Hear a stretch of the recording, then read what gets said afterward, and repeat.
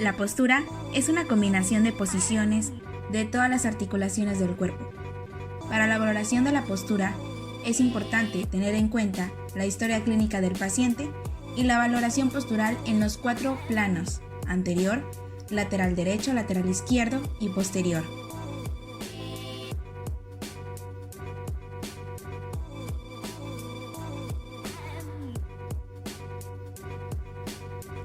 Los materiales que se requieren para el examen postural es una cuadrícula del tamaño del paciente, que nos da a simple vista la linealidad y simetría de los segmentos corporales, en este caso constituida cada cuadro 10 por 10 centímetros. Una plomada, la cual debe de estar suspendida sobre la cabeza del paciente, deberá pasar por el eje central del cuerpo. Cinta métrica o goniómetro, lo cual nos permitirá cuantificar las anomalías encontradas y comparar con los valores normativos. El paciente evaluado deberá tener el mínimo de ropa posible para facilitar notar los relieves óseos y segmentos corporales. En un plano frontal se observarán como norma general las inclinaciones o las rotaciones del paciente. Primero, es importante colocar al paciente en una posición anatómica, las palmas de las manos hacia afuera y las piernas abiertas a la altura de los hombros y la vista hacia el frente. La cabeza. Es importante colocar la plomada por el centro de la cara, por la frente, la nariz y el mentón, para observar si hay una rotación o una flexión lateral. Hombro y escápulas. Es importante colocar la plomada a través del manubrio, el esternón y la apófisis sifoides. Los hombros deben de estar aproximadamente nivelados. La clavícula debe estar nivelada. Las manos deben de estar paralelas y a la misma altura para facilitar la detección de una antepulsión del hombro. Importante observar el triángulo del talle que se encuentra entre el borde lateral del tronco y el borde interno del brazo.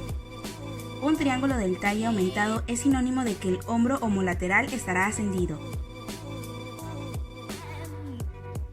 Pelvis. Observar la linealidad entre las espinas ilíacas y deben ser equidistantes de la línea media para valorar si existe una inclinación. Rodillas. Se observará si las rótulas se encuentran simétricas entre sí y a la misma altura. Ver la predisposición hacia genovalgo o varo y la orientación de las rótulas a través de lo que es el ángulo Q. Dicho ángulo se calcula entre la espina ilíaca anterosuperior al centro de la rótula hasta la tuberosidad tibial anterior.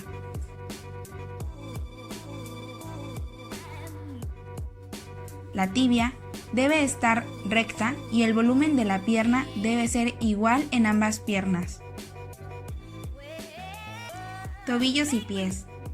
Es importante la simetría entre los tobillos y el pie juntando los malleolos. Se le va a pedir al paciente que junte sus malleolos para ver si hay alguna simetría entre ellos.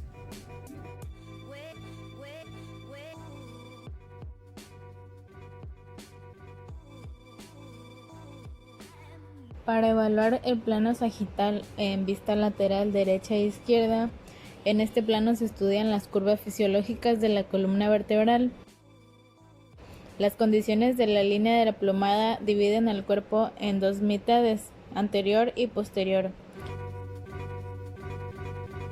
Esta línea debe cruzar por el conducto auditivo externo, por la cabeza del húmero, la cabeza del radio, el trocánter mayor, la cabeza del peroné y los malleolos peroneos. En este plano lateral de la vista del lado izquierdo, pudimos observar en nuestra paciente que la cabeza se encuentra alineada a la línea de referencia. Los hombros se encuentran con una ligera retropulsión. En el estudio de las curvas de la columna vertebral se pudo presentar una lordosis lumbar. Presenta abdomen prominente, un tórax alineado y normal y las rodillas en posición neutra normales. En el plano lateral del lado derecho fue analizado con el lado izquierdo y pudimos observar que no hubo diferencia. Por lo tanto, la cabeza se encuentra alineada a la línea de referencia, los hombros con una ligera retropulsión. En el estudio de las curvas también se presentó lordosis lumbar, se presenta abdomen prominente, se presenta tórax normal y alineado y las rodillas en posición neutral normales. Para la valoración postural del plano posterior, se iniciará desde la posición anatómica y colocaremos al paciente frente al plano milimetrado para poder observar si existen dismetrías evidentes. La plomada nos ayudará a dividir por la mitad el plano posterior en lado izquierdo y derecho.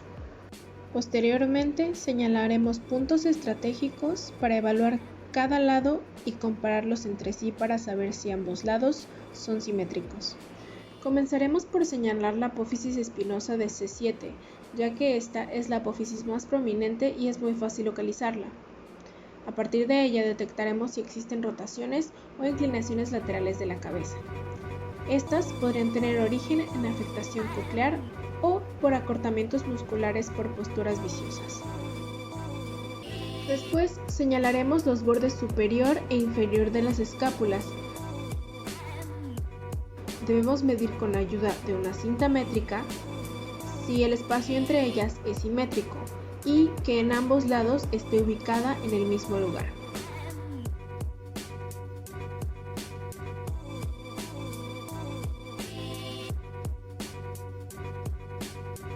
Si no es simétrico, es posible que existan acortamientos musculares, antepulsión o rotaciones que afectarán la postura del paciente.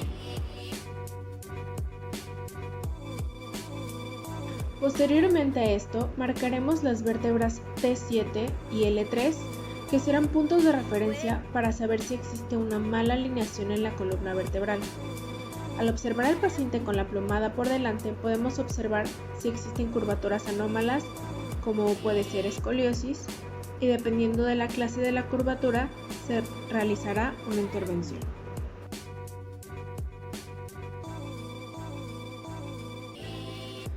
También se tomará en cuenta como punto de referencia el olecranon y si es simétrico en ambos lados.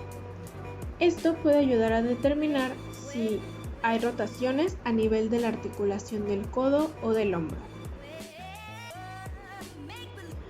Se debe marcar la altura de las crestas ilíacas y revisar que los pliegues glúteos estén a la misma altura para detectar algún desbalance pélvico. Estos desbalances son uno de los factores que más afectan la postura y marcha de los pacientes, debido a que generan compensaciones afectando la estructura musculoesquelética. Se señalarán los pliegues popliteos para detectar dismetrías y analizaremos el ángulo Q para determinar si existe un varo o un valgo. Por último, se analizarán los maleolos revisando que sean simétricos. Si no lo son, puede ser señal de que el paciente sufra pie plano, que es el descenso de la bóveda plantar por debilidad de la musculatura del pie y del tobillo, lo que afectará de manera muy importante la postura del paciente. Es importante que al realizar esta observación de valoración se anoten todas las asimetrías óseas y de los tejidos blandos. Por lo tanto, es importante hacer el uso de la ficha de registro EPI, exploración postural estática, con la intención de cuantificar mediante la observación directa la normalidad o las anomalías encontradas. Es importante también mencionar algunas de las alteraciones posturales a encontrar en las valoraciones, como lo que es el genu varum, que son las piernas arqueadas.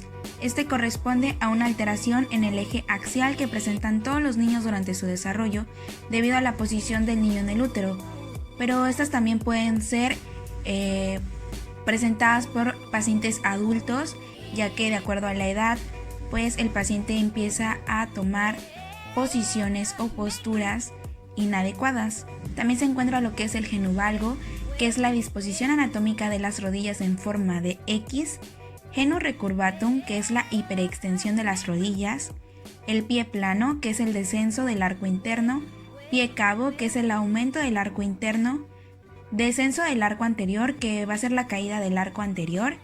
También se encuentra el hallux valgus, que pues se presenta mucho en los pacientes adultos por un mal calzado. Es una desviación del dedo gordo hacia los demás dedos, a los que cruza por encima o por debajo. Y también se encuentran algunos acortamientos de las extremidades. Varía el plano y la extremidad. Para realizar el análisis postural se necesita un conocimiento previo del sistema osteoartromuscular y seguir con exactitud el procedimiento de valoración para poder discernir con fiabilidad las posibles anomalías posturales.